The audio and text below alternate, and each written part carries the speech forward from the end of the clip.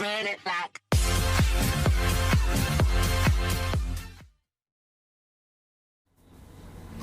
Hello students, I hope आप सभी लोग फिट एंड फाइन होंगे।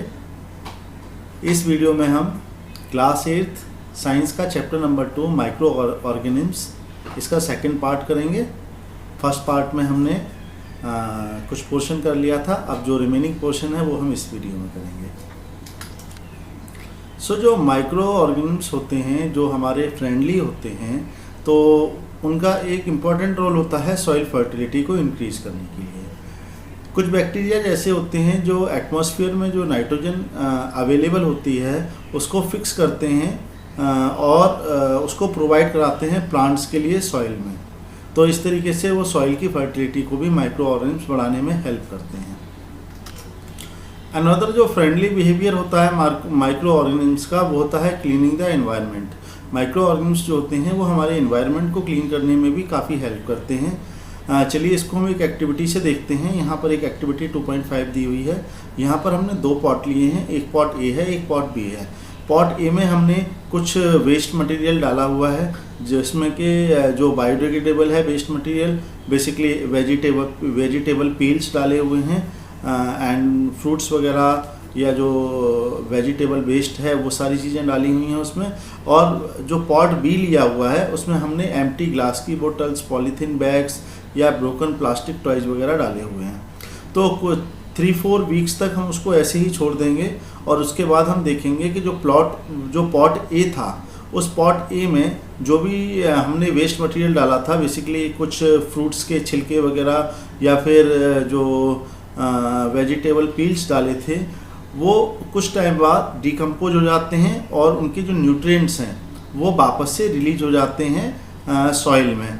ये जो भी होता है this is due to the action of microbes. जो माइक्रो ऑर्गेनिम्स होते हैं वो उस जो बायोडिग्रेडेबल वेस्ट होता है उस पर एक्शन करते हैं और उसको सिंपलर फॉर्म में कन्वर्ट कर देते हैं और जो न्यूट्रिएंट्स हैं वो वापस से सॉइल में चले जाते हैं, जहाँ से कि प्लांट्स उनको दोबारा से यूज कर सकते हैं। लेकिन अगर हम पॉट बी की बात करें तो पॉट बी जिसमें कि हमने पॉलीथीन बैग्स और ग्लास की बोतल्स वगैरह ये सब चीज़ें डाले थे, तो क्योंकि ये जो मटेरियल्स होते हैं ये बायोडिग्रेडेबल नहीं होते हैं, जो माइक्रो ऑर्गेनिम्स होते हैं वो इस पर काम नहीं कर पाते हैं, इसलिए इनमें कोई चीज़ नहीं आता है और ये जैसे के तैसे उस पॉट में रह जाते हैं। नाउ आपने कई बार देखा होगा कि जगह जगह जो प्लांट्स डेड या जो डिकेइंग प्लांट्स होते हैं वो पड़े होते हैं, या फिर कई बार आपने देखा होगा डेड एंड डिकेइंग एनिमल्स होते हैं। कुछ टाइम के बाद जो माइक्रो ऑर्गेनिम्स होते हैं वो उनको सिंपलर फॉर्म में कन्वर्ट कर देते हैं, डिकम्पोज कर देते हैं और वो वापस से सॉइल में मिल जाते हैं। तो इस तरीके से जो माइक्रो ऑर्गेनिज्म हैं वो हमारे एनवायरनमेंट को क्लीन करने में भी हेल्प करते हैं। जो स्मेली और जो हार्मफुल सब्सटेंसेज होते हैं उनको वापस से डिकम्पोज कर देते हैं। यहाँ तक हमने फ्रेंडली माइक्रो ऑर्गेनिम्स के बारे में पढ़ा। अब हम उन माइक्रो ऑर्गेनिम्स के बारे में पढ़ते हैं जो हमारे लिए हार्मफुल होते हैं। तो बेसिकली माइक्रो ऑर्गेनिज्म जो होते हैं वो हार्मफुल कैसे होते हैं? फर्स्ट तो जो माइक्रो ऑर्गेनिम्स हैं, कुछ माइक्रो ऑर्गेनिम्स ऐसे होते हैं जो डिजीज़ कॉज करते हैं, ह्यूमंस में, एनिमल्स में या प्लांट्स में कुछ डिजीज़ को कॉजिंग करते हैं। तो एक तो इस तरीके से वो हार्मफुल होते हैं। दूसरा, कुछ माइक्रो ऑर्गेनिज्म ऐसे होते हैं जो फूड को, क्लोथिंग को या लेदर को स्पॉइल कर देते हैं। आपने देखा होगा कई बार जो आपका फूड है या ब्रेड है वो ख़राब हो जाती है, उस पर फंगस लग जाती है, वो माइक्रो ऑर्गेनिम्स की वजह से होते हैं। अब जो माइक्रो ऑर्गेनिम्स डिजीज़ को कॉज करते हैं, these are called the pathogens. So pathogens क्या होते हैं? पैथोजेंस वो माइक्रो ऑर्गेनिम्स होते हैं जो डिजीज़ कॉज करते हैं, किसमें? एनिमल्स में, ह्यूमंस में या प्लांट्स में।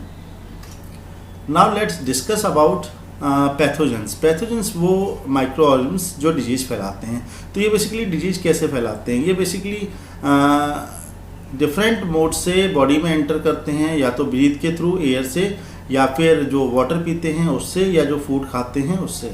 कई बार क्या होता है, ये जो कोई इन्फेक्टेड पर्सन होता है उसके कांटेक्ट में अगर कोई पर्सन आता है तो उसको भी ये जो माइक्रो ऑर्गेनिम्स हैं ये उसमें भी ट्रांसफ़र हो जाते हैं, ट्रांसमिट हो जाते हैं और डिजीज़ को कॉज करते हैं।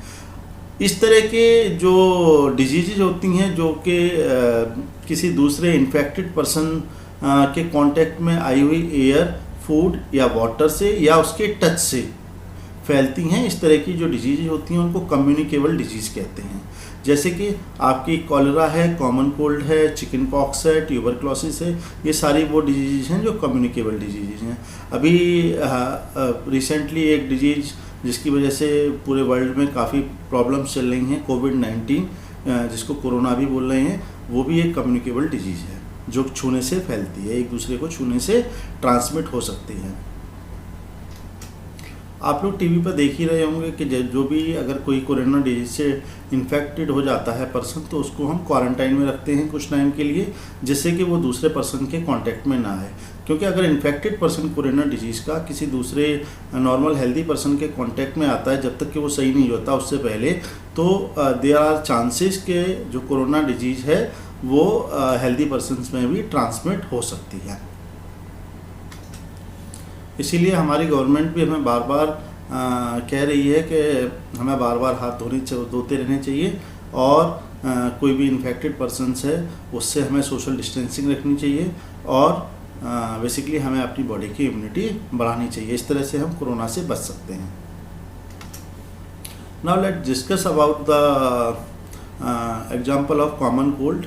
जो कॉमन कोल्ड का वायरस होता है वो जब भी बेसिकली किसी भी इन्फेक्टेड पर्सन को, जिसको भी कॉमन कोल्ड हो रखा होता है, जब वो स्नीज करता है यानी छींकता है, तो उसके वायरस जो होते हैं वो वाटर ड्रॉपलेट्स के फॉर्म में के साथ एटमॉस्फेयर में आ जाते हैं, एयर में आ जाते हैं। तो अगर उसके आसपास कोई भी हेल्दी पर्सन होता है और वो उसको ब्रीथ करता है उस एयर को, तो उसके अंदर भी वो वायरस जा सकते हैं और उनको भी कॉमन कोल्ड हो सकता है, उनको भी इन्फेक्शन हो सकता है।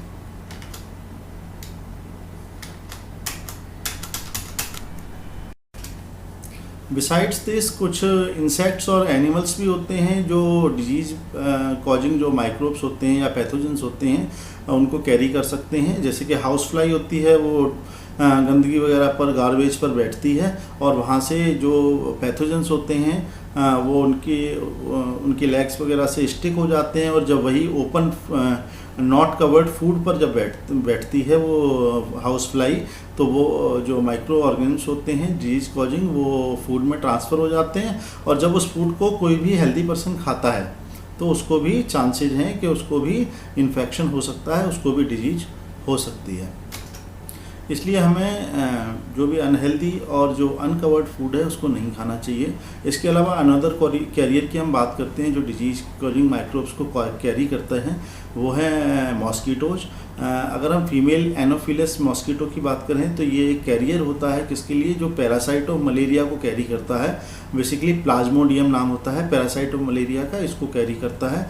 इसी तरह से फीमेल आइडिस जो मॉस्किटो होता है, ये बेसिकली कैरियर होता है डेंगू वायरस का। नाउ हम बात करेंगे कि जो मलेरिया और डेंगू होता है उसको हम कैसे कंट्रोल कर सकते हैं। सो डेंगू एंड मलेरिया को रोकने के लिए जो भी मेजर्स लिए जाते हैं उसमें सबसे पहली चीज़ हमें ये ध्यान रखनी होती है कि ये जो दोनों डिजीज़ हैं डेंगू एंड मलेरिया, ये मॉस्किटोज से होती हैं, और जो मॉस्किटोज होते हैं वो बेसिकली वाटर में ब्रीड करते हैं। तो जब वो वाटर में ब्रीड करते हैं तो बेसिकली हमें जो वाटर है वो अपने आसपास कहीं भी कलेक्ट नहीं होने देना है, कूलर्स में, टायर्स में, फ्लावर पॉट्स में। इसके अलावा कहीं अगर वाटर कलेक्ट भी है तो उसमें थोड़ा सा केरोसिन डाल सकते हैं हम, मिट्टी का तेल डाल सकते हैं, जिससे कि जो उसमें मॉस्किटोज हैं वो ब्रीड नहीं कर पाएंगे। इसके अलावा और भी बहुत सारे प्रिवेंशंस लिए जा सकते हैं जिससे कि ब्रीडिंग को हम रोक सकें। तो आप लोगों को क्या करना है, एक लिस्ट बनानी है मेजर्स की, जिससे कि अपने पेरेंट्स से पूछ के या अपने एल्डर्स जो भी हैं उनसे पूछिए और एक लिस्ट बनाइए कि मलेरिया और डेंगू को से बचने के लिए या उसको प्रिवेंट करने के लिए हम क्या क्या मेजर्स ले सकते हैं। So now let's discuss some human diseases.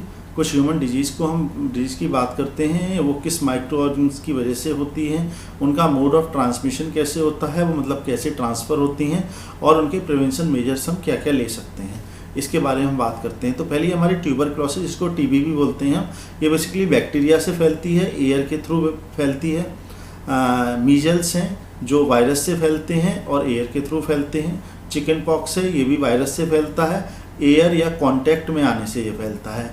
Polio है, पोलियो जो है वो भी वायरस है, ये भी एयर या वाटर से ही फैलता है।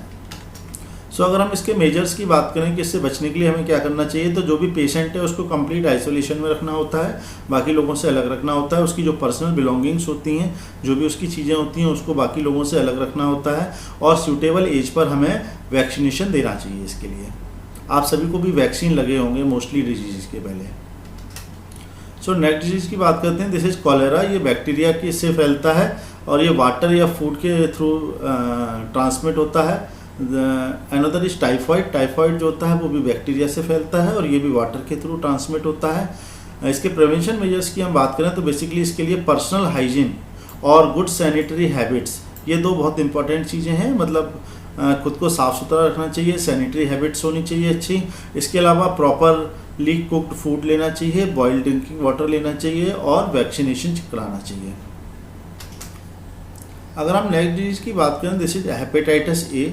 ये वायरस से फैलती है और वाटर के थ्रू ट्रांसमिट होती है। इसके लिए हमें हमेशा जो बॉइल्ड ड्रिंकिंग वाटर है वो लेना चाहिए और वैक्सीनेशन इसकी प्रॉपर टाइम पर करानी चाहिए। नेक्स्ट है मलेरिया। मलेरिया जो होता है वो प्रोटोजोआ से फैलता है और ये मॉस्किटो के थ्रू ट्रांसमिट होता है। इसके लिए हमें क्या करना चाहिए, मॉस्किटो नेट का यूज़ करना चाहिए। इसके अलावा जो मॉस्किटो रिपेलेंट्स हैं जैसे कि गुड नाइट और ऑल आउट वगैरह आते हैं उनको यूज़ करना चाहिए। इंसेक्टिसाइड्स का स्प्रे करना चाहिए और जो ब्रीडिंग होती है मॉस्किटोज की उसको अलाउ नहीं करना चाहिए और बेसिकली वाटर को अपने सराउंडिंग्स में कहीं भी इकट्ठा नहीं होने देना चाहिए। और कहीं अगर वाटर इकट्ठा भी है तो उसमें हमें थोड़ी केरोसिन डालनी चाहिए जिससे कि जो मॉस्किटोज हैं उनकी ब्रीडिंग नहीं हो सके। सो यहाँ पर हमने कुछ जो पैथोजेंस हैं उनकी वजह से जो भी डिजीजेज कुछ फैलती हैं ह्यूमंस में उनके बारे में बात की, उनके मोड ऑफ ट्रांसमिशन के बारे में बात की, उनके लिए उनके जो प्रिवेंशन जो मेजर्स हैं उनके बारे में बात की। इसके आगे अब हम बात करेंगे पैथोजेंस के थ्रू जो भी डिजीजेज फैलती हैं एनिमल्स में और प्लांट्स में, वो हम नेक्स्ट वीडियो में करेंगे। यहाँ तक आपको समझ में आया होगा। तो अगर कोई प्रॉब्लम आती है तो आप कमेंट सेक्शन में पूछ सकते हैं और लाइक कीजिए और शेयर कीजिए जिससे कि आपको आगे के वीडियो मिलते रहें। सब्सक्राइब कर दीजिए। Thank you.